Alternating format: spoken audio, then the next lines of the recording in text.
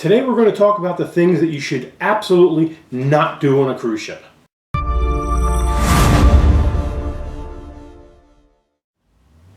Welcome back, everybody. So, we generally put out videos on all the fun things and things you can do on a cruise ship. Today, not to bring things into a negative perspective, but today we're going to talk about the things that you really should never do while you're enjoying your Carnival or really any other line's cruise. I can't stress enough that you should never be late for your cruise. Now, this is whether or not it's on embarkation day or late for the ship at any of your ports. There's nothing worse. You've been building up for the big day, it's your annual vacation, you've chose to go on a cruise ship, and you've been packing, planning, waiting, and now the day has arrived. Well, don't show up late. The cruise is scheduled to leave at a very specific time, and in order to maintain its schedule and get to its ports of call, it must leave at the time it's said to do so. Now, let's start with never, ever book a flight to your cruise on the same day as your cruise. Spend a couple extra dollars and one day extra, come in the day beforehand. This is especially true in the wintertime. If you live in a cold area, one flight getting canceled anywhere in the country can affect flights all around the country and ultimately make you miss your ship and be late for your cruise. It's also the exact same thing when you're in a port of call. The ship is going to tell you on ship's time when to be back to your port of call to make the ship to go into your next destination. First of all, always remember you're always working off a ship's time, not the local time, which may be different in the place you're visiting. And always return early. Believe me, the ship is not going to wait for you. And there's nothing worse than making that run down the pier only to find that you're a few seconds late and the ship is sailing off and all you can do is wave goodbye and try and find transportation to either the next port or transportation home.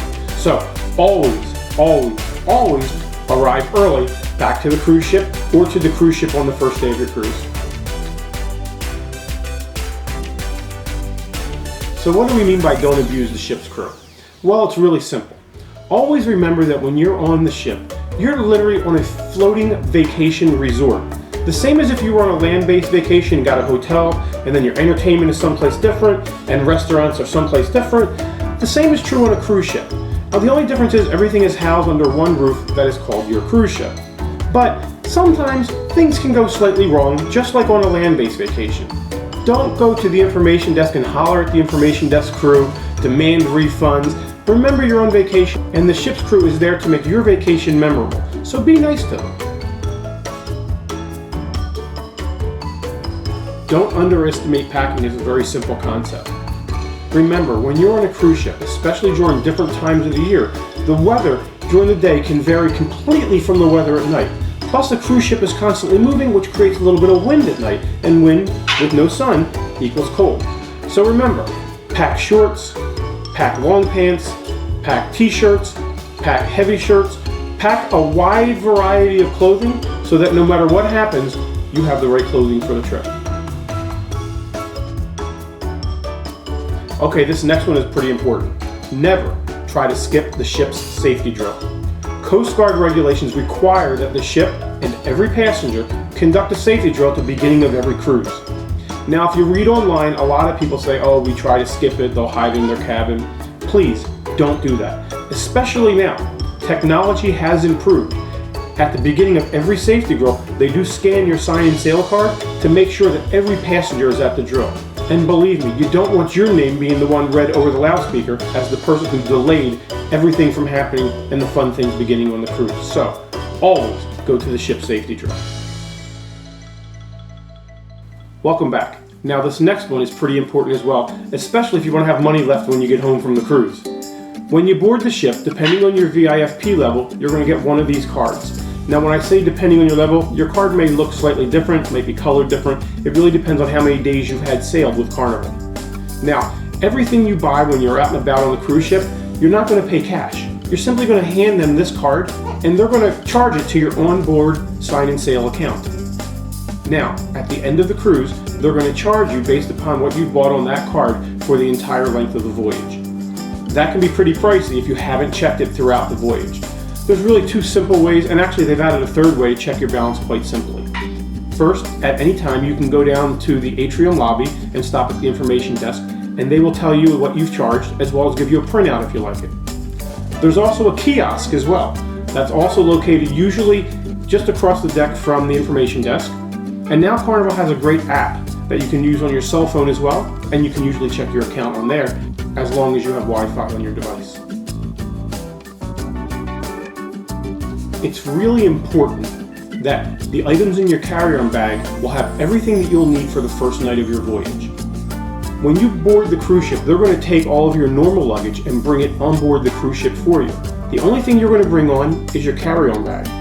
Now make sure in that bag you put anything that you're going to need for the first night of the cruise, including any medications, clothing, really anything you're going to need, because the luggage they take from you may not be delivered to your stateroom until later on in the evening.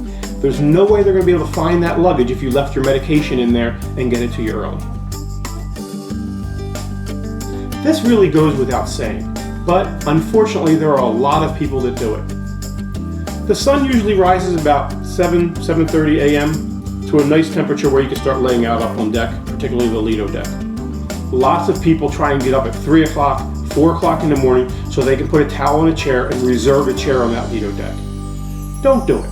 You're not the only person on the cruise ship. If you're not going to be with the chair that you need, let somebody else have it. Don't hog all the chairs, put your towel down there, and then go do things all throughout the day on the cruise ship and hold that chair just to yourself. Carnival does have a policy that if you're not there after 30 minutes, your stuff will be removed, taken away, and the chair given to somebody else. But really, be nice to your other passengers. Don't reserve chairs all day that you're not actively using. What do I mean by don't do too much?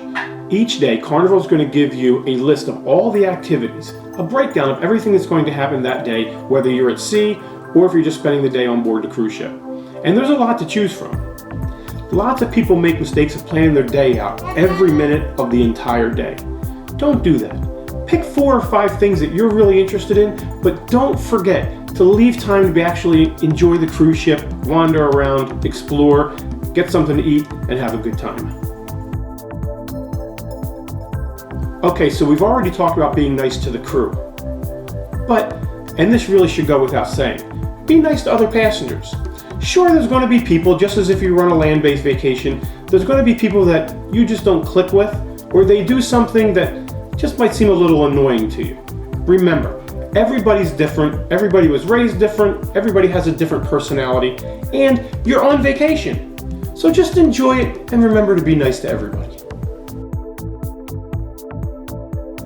Okay, so you want to drink on board.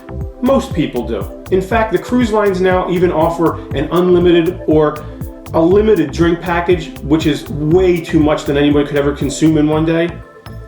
And that's fine. But I'm here to tell you that most instances that happen on a cruise ship, whether it be fighting breaks out, or detained by security, or you miss the cruise ship, there are lots of things that can go wrong, and most of the things that do go wrong involve folks that are just too intoxicated. Sure, go on a cruise, have a few drinks, have a great time, but don't overdo it. You're only going to make a fool of yourself, and it's going to make the cruise less enjoyable for the people around you.